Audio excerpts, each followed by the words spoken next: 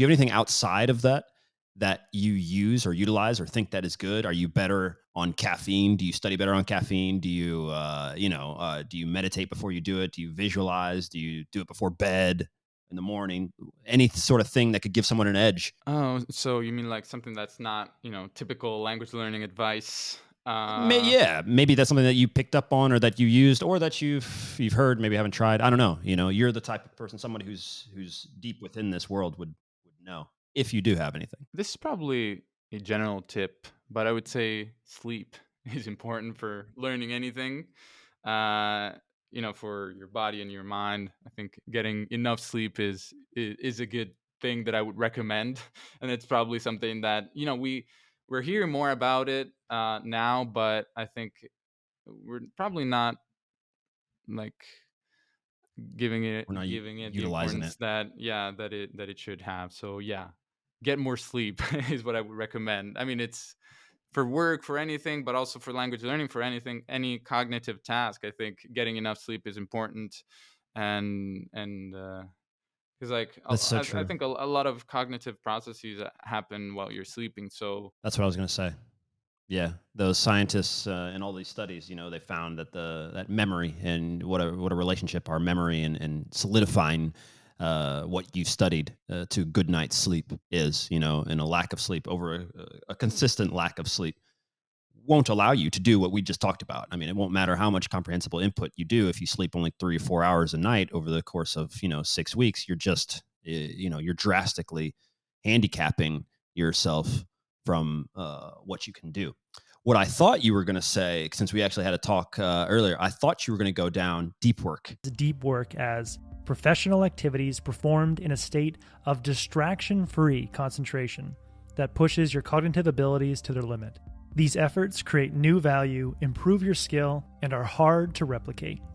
oh, Down deep the work. idea of phones and Yeah, and studying method and that stuff too. like that, Yeah. which I know, yeah, is a whole lot. But how do you do that when you are studying? Uh, a good question. Well, I don't know if I do it, but I know that I should be doing it. Well, we all know how phones can be distracting, and that's something that I don't know. I don't know how to cope with. Like the fact that if you're learning on YouTube, you're gonna have a million other videos that you can watch at any time. There's something actually. I think I heard this from Matt versus Japan that you've interviewed. Making an account, a YouTube account just for your language learning. So you're not going Oh, to get recommended videos that are yeah. in maybe different Uh, languages or maybe in your Puppies native and language. kittens jumping up and down. So you're like, oh, okay, I'll watch this for a little bit. Yeah, yeah, of course. Sure, but still, there are so many videos you could be watching, and it's really hard not to get distracted in this distracted world we live in.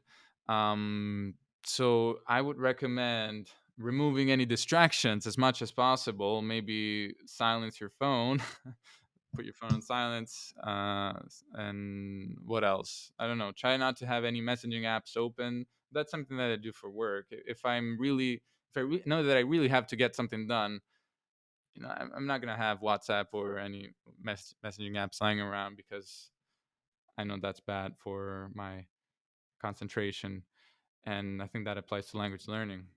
How do you do it? Yeah, that's it's a challenge. I mean, just like everyone said. I mean, I don't specifically run our social media for that. It's something that I just I have nothing against it. Obviously, you can use these things for good, right? Just like we said. I mean, you can use them to study, and they can also be distractions at the same time.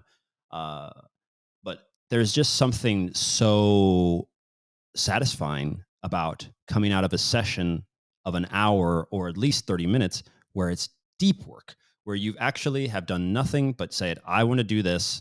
And I will, and then I do it. And with no distraction, like you said, all messaging apps off. My phone is actually always on no disturb. So I always miss calls. And then I just go back to them. I mean, it's very rare in life. It's less than 1% where there's an emergency for you. Uh, so that's a huge part of my language learning. For me, I'm a huge meditator. So I found when with a consistent practice of that my memory retention goes up. Obviously, my concentration goes up, and it's not something that is it's not like you. I don't even know how to put this. There's an exponential return. If you were to meditate consistently for 90 days, after another 90 days, you will be exponentially better than you were. So it's not something that is like, all right, once you've done it, you've got a good set, you're good. It's not like weightlifting. I mean, at a certain point, yeah, you're not going to lift the building. If you keep lifting weights, you're not going to be able to pick up a building. That's not the case with meditation. It doesn't seem like there's an upper limit on our ability to concentrate to, the benefits of it. So that's something that I've found. In order to maintain so many languages, the other thing that I do is it has to be incorporated. It's a really hard thing to just start studying Italian, for instance, and then just turn your phones and and your desktop and YouTube all into Italian. You're going to be searching for things. There's some very technical things, and it's annoying at first, right?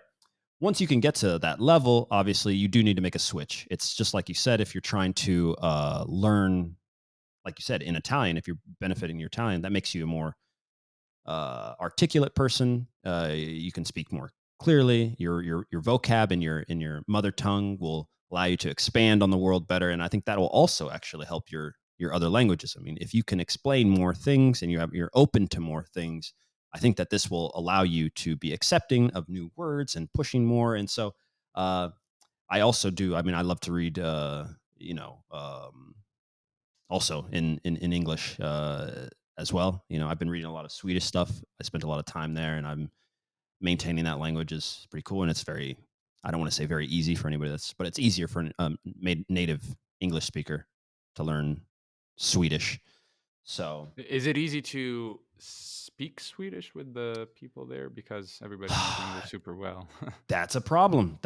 I first played in Denmark. Danish and Swedish, they're not the same. They're obviously the same language family. Yeah, they're Danish is kind very of mutually intelligible, though. for sure. And yeah, they speak such good English. When I got there, all the foreigners on my team, they got them an English tutor. And I said, hey, I'd like to learn Danish. And the director was like, why? We all speak English. I'm like, That's kind of it would sad, be though. awesome. I know. He's like, why? So yeah, that's an issue.